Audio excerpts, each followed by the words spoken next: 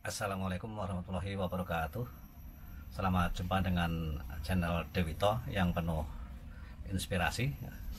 Pada kesempatan hari ini saya ingin berbagi hasil pengalaman saya selama bertahun-tahun, selama saya menjadi seorang ahli dalam hal hidrolik, pneumatik, atau expert ya. Jadi saya telah beberapa kali melakukan pekerjaan-pekerjaan baik itu mulai perencanaan, project, troubleshooting dan lain-lain. Jadi pada kesempatan ini saya ingin berterima kasih kepada guru saya yang telah membimbing dari mulai tahun 1983, 85, kemudian terakhir itu 89. Ini di yang pertama itu Mr. Al Kemper, kemudian Mr. Steven, dan terakhir itu Mr. Uliska. Semuanya dari Jerman. Mereka semuanya dari SMS yang merupakan juga ahli-ahli dalam hal itu gitu. Jadi yang bahasan kita itu terkait dengan ilmu fisika pada saat dahulu kala kita belajar di sekolah gitu ya. Jadi ini saya coba rangkai beberapa video ini menjadi sebuah klip, dan saya buat sesederhana mungkin supaya mudah bagi sahabat untuk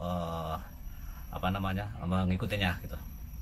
Mari kita lihat beberapa video tersebut, dan ini karena sangat banyak, nanti saya bagi beberapa parts ya. Oke, kita ikutin. Jadi insya Allah ke depan akan saya sampaikan cuman terdiri dari beberapa bagian part-part hidrolik. Kita akan coba bahas mulai dari teori dasar sampai dengan troubleshooting atau masalah-masalah yang sering kita hadapi dalam kesehari-harian. Masalah ke dalam kapal ini, yang belum subscribe silahkan subscribe, karena di dalam kapal ini nanti kita akan ada terkait dengan pelajaran hidrolik bersama Om Wito gitu. Sebenarnya hidrolik itu apa gitu, dan bagaimana aplikasinya. Kalau kita lihat di sini aplikasi hidrolik itu sangat luas, luas sekali gitu. Apakah itu untuk permesinan, perindustrian ya, kemudian untuk percetakan dan lain-lain.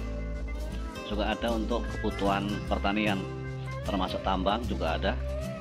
Aplikasi contoh sebagai yang diterapkan di dalam sebuah bendungan besar. Kemudian ada carpenter, perkayuan gitu. Kemudian juga di sini ada yang terkait dengan crane, alat angkut atau alat angkat. Juga di pertambangan, di sini ada di pertambangan, biasanya di batu bara, ini juga biasanya di batu bara. Kemudian di pertanian, kemudian juga di permesinan, bahkan mesin-mesin CNC apapun itu rata-rata menggunakan hidrolik. Apalagi otomotif juga banyak untuk kendaraan kita.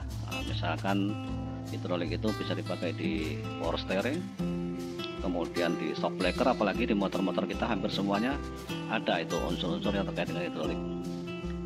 Termasuk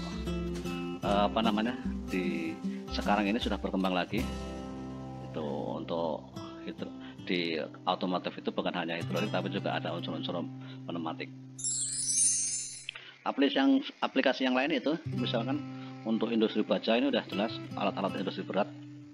Kemudian di perkapalan, kita lihat di perkapalan itu ada beberapa pintu kapal ramdor, kemudian ada crane, kemudian juga ada beberapa motor-motor untuk menarik tali apabila motor itu melakukan sandar. Kemudian untuk di aplikasi di daerah salju juga ada. Kemudian di industri perkayuan yang lain-lain. Bahkan untuk industri sipil itu dipakai untuk pengecoran. Seperti ini ada kendaraan ini yang berputar, itu pasti ada hidroliknya. Kemudian yang belah sini sebelah kanan kaitannya dengan industri-industri besar, itu juga ada. Di sini contoh power pack. Sebelah sana ini untuk pengeboran bawah tanah, misalkan yang keras-keras. Kalau kita menggunakan yang lain mungkin nggak mampu, tapi menggunakan hidrolik. Pertanian, bahkan ini yang di bawah itu untuk offshore, pengeboran lepas pantai ini juga ada hidrolik. Mungkin nanti kalau di sini ada pompa hidrolik untuk menaik dan menurunkan mata bor, atau mungkin dipakai untuk pompa-pompa angguk dalam perindustrian perminyakan.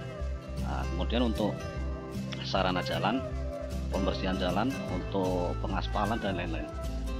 Kemudian juga di kren, ya, kren ini juga ada, sebelah kanan juga ada nih kren, itu hampir keseluruhan.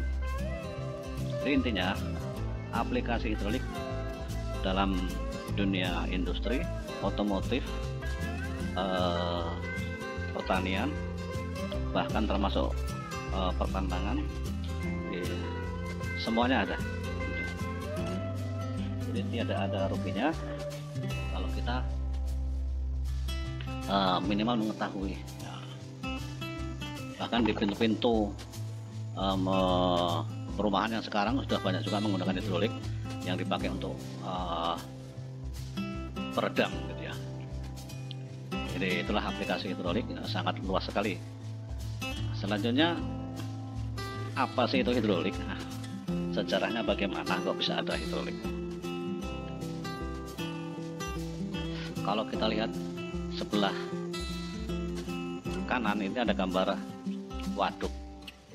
Nah, ini di sini ada mengandung air. Pasti di situ juga ada kaitannya dengan debit air, luas waduk dan lain-lain. Ini yang kanan. Sedangkan yang kiri, ini juga debit air ada, tapi di sini ada luas juga, tetapi di sini berbeda. Di sini ada sesuatu yang mengalir. Jadi kalau yang sebelah kanan itu diam airnya, dan yang sebelah kanan itu mengalir. Ini berdasarkan Yunani kuno gitu. Hidrolik itu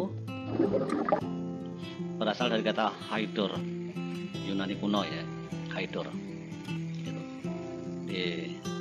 Sedangkan air atau water itu dinamakan dengan aulos biasa.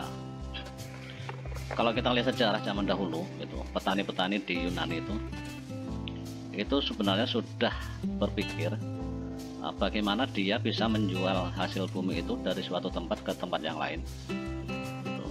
Itu menggunakan sarana-sarana air seperti ini. Nah, itu dengan cara menggunakan kapal-kapal atau getek-getek kalau yang dulu ya. Kita tahu dalam kapal atau getek itu ada permukaan yang menyentuh ke permukaan air ini. Nah, tentunya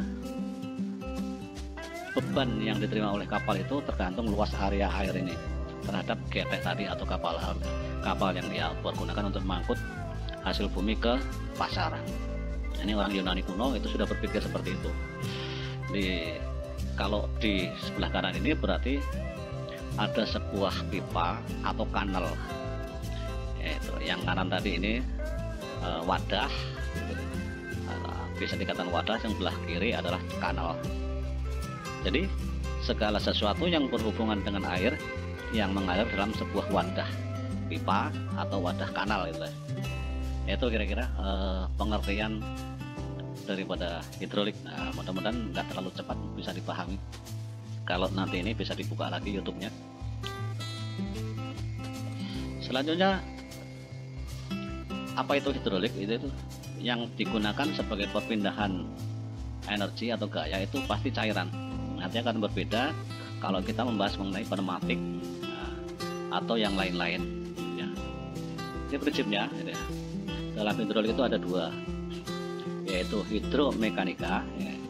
Ini kalau pelajaran di kuliah atau di SMA nanti pasti akan mengalami ilmu gaya, atau kalau di level tingkat kuliah itu mechanical fluid ya. Itu menjadi ada dua treatment dari hidromekanika itu. Yang pertama adalah hidrostatik, yaitu zat cair yang diam. Kita contohkan gambar sebelumnya itu sebuah waduk tadi. Nah, ini berlaku teori keseimbangan, yaitu teori keseimbangan zat cair. Tekanan merata di seluruh permukaan. Kalau kita lihat di belah kanan, belah kiri ini gambar. Kalau ini kita ibaratkan bak atau waduk yang tadi. Nah, kita tutup atasnya bak itu dengan menggunakan alat papan atau apa yang tidak ada kebocoran di luarnya. Maka beban yang ada di dalam F ini itu mempengaruhi tekanan yang ada di dalam air waduk tadi, sehingga tekanan ke seluruh permukaan wadah ini bak ini sama. Jadi tekanan ini akan berubah dan sama merata ke seluruh permukaan bak ini tergantung dari F nya, dan dipengaruhi oleh luasannya ini, luasan tutupnya itu. Nah, ini berlaku teori tekanan atau keseimbangan pada permukaan. Kemudian yang satu lagi itu adalah hidrodinamika atau zat cair yang bergerak. Nah, ini berlaku teori aliran. Nah, kalau kita lihat gambar sebelumnya tadi, saya gambarkan ada waduk dan ada sungai. Nah, sungai itu adalah masuk kategori hidrodinamika. Karena apa? Di situ ada debit air yang mengalir. Kalau kita lihat di sini jumlah diameter ini dengan debit air ini semakin besar dia akan semakin lambat. Nah, semakin kecil dia akan semakin cepat. Nah, kita lihat di sini gambar V2 ini akan lebih lambat apabila luasan penampang dari Q1 ini kecil besar. Sebaliknya V2 akan cepat kalau luasan penampang Q2 ini kecil. Gambarannya gini, kita punya selang air di rumah, misalkan selang air setengah in, kita alirkan ya, sejumlah itulah air yang keluar terhadap penampang selang.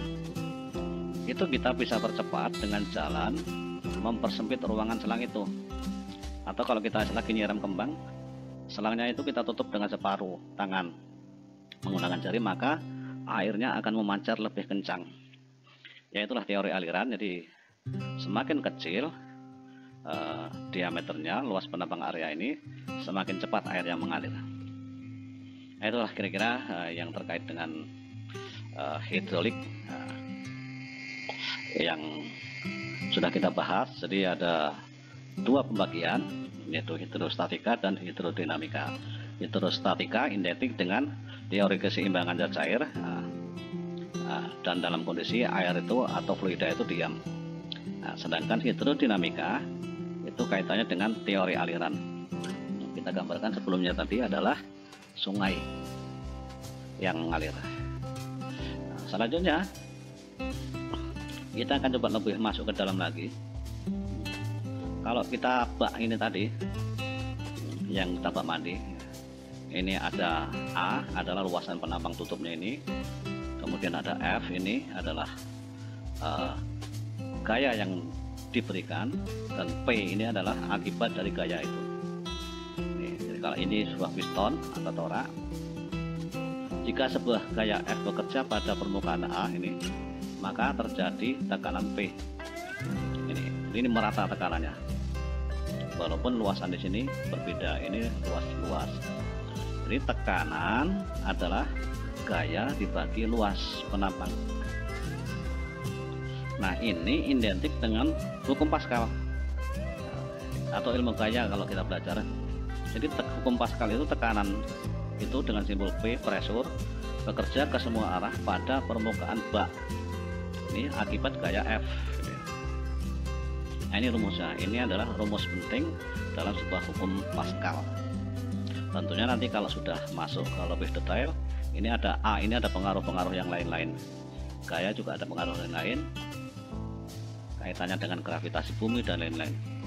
Itu kita abaikan dulu karena masuk kita ke dalam dasar.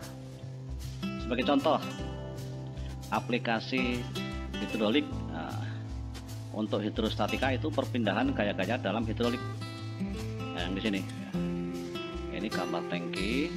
Di sini komplit, ada valve-valve, ada pompa, ada cairan, semuanya. Jadi ini bisa dikatakan hidrostatika.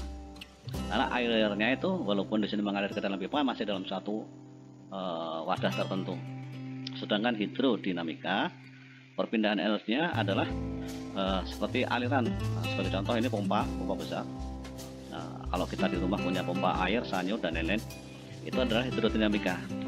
Nah, seperti turbin adalah masuk dalam kategori hidrodinamika. apakah turbin di pesawat terbang atau turbin gas dan lain-lain. Ini jadi hidrostatika, ini identik dengan hidrolik yang ada di industri. Meskipun di sini ada teori aliran, tapi dia fluidanya adalah dalam satu tempat. Sedangkan dinamika ini adalah perpindahan energi aliran di turbin atau di pompa dan lain-lain. Kemudian kita akan bahas selanjutnya di part kedua, itu mulai dari definisi hidrolik. Nah, terima kasih. Wassalamualaikum warahmatullahi wabarakatuh.